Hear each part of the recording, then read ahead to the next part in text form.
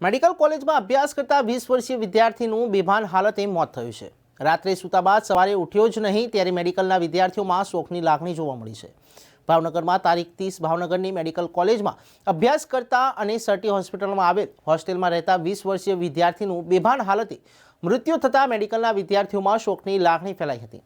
હોસ્ટેલના રૂમમાં સૂતા બાદ આજે સવારે તેના રૂમમાં પાર્ટનરને જગાડતા જ વિદ્યાર્થી નહીં જાગતા તેને તાત્કાલિક હોસ્પિટલ ખસેડવામાં આવતા તબીબે તેની તપાસી મૃત જાહેર કર્યો।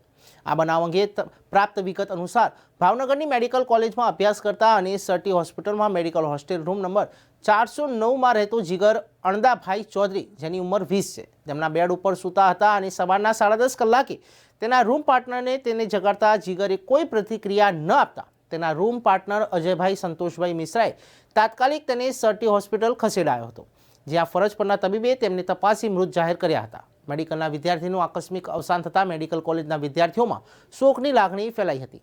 આ બનાવની જાણ થતાં મૃતક વિદ્યાર્થીની સંબંધીઓ અને ભાવનગરના આવવા રવાના થયા છે, ત્યારે આ ઘટનામાં અંગે પોલીસે વધુ તપાસ હાથ ધરી છે।